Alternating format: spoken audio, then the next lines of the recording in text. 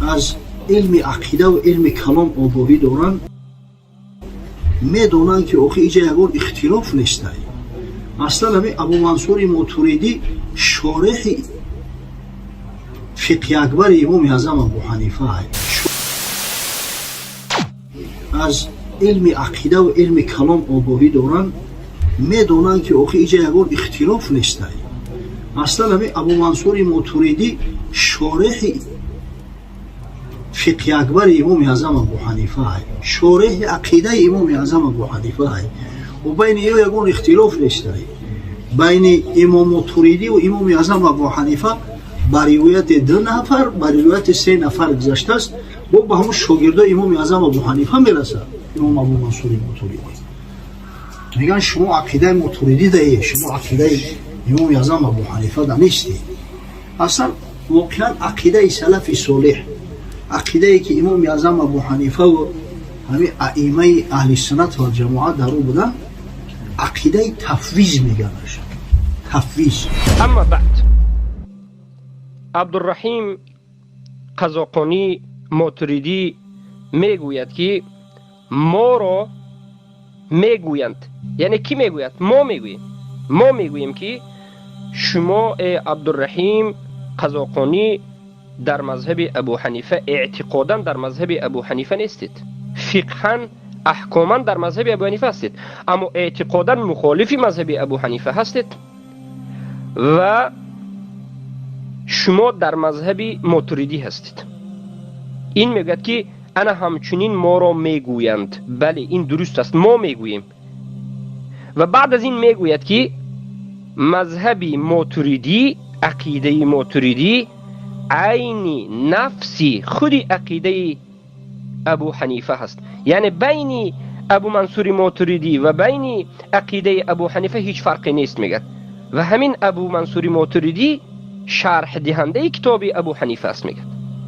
و بعد از این به دیگر مسئله می رود و میگوید عقیده سلف صالح در باب اسما و صفات همشون اهل توفیض بودند که این یک باطلات است.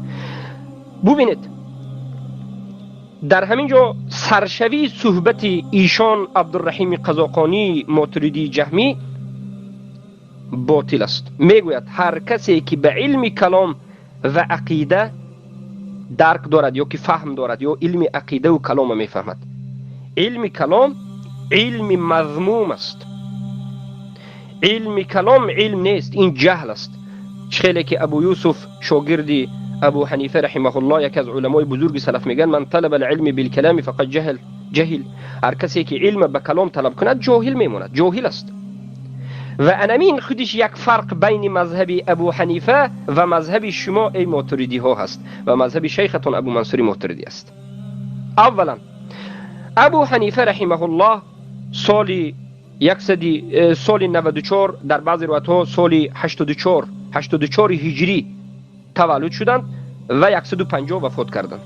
ابو منصور ماتوریدی روزی تولدشون معلوم نیست، اما این ابو منصور ماتوریدی در عصر 4 نیمه اول عصر 4 وفات کرده است.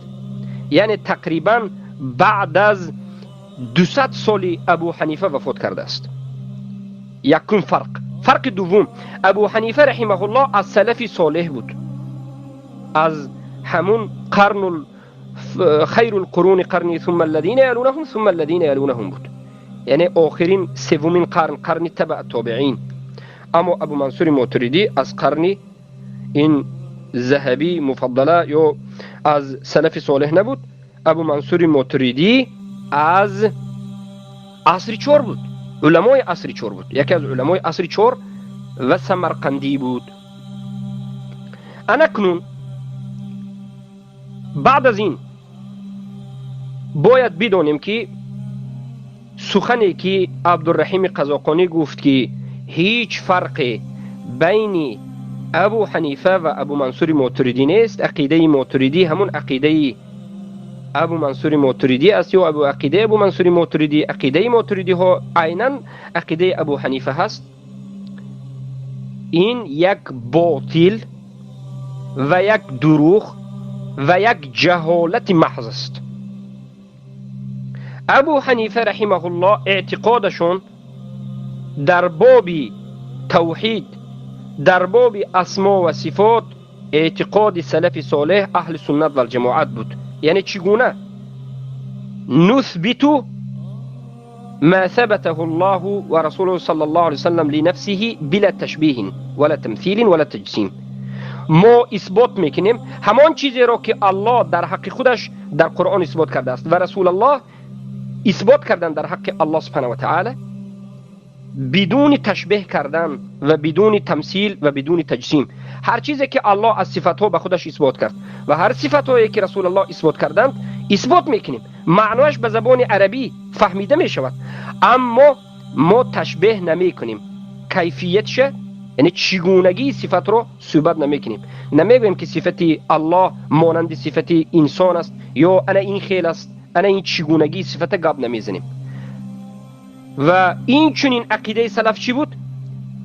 تحریف نمیکنیم، از ظاهری صفت ها رو تحریف نمیکنیم، یعنی تغییر نمیدیم. و همه این سخن ها رو ما از کلام ابو حنیفه، از فقه اکبر و از ابو جعفر الطحاوی و دیگر از علمای حنفی اثبات میکنیم.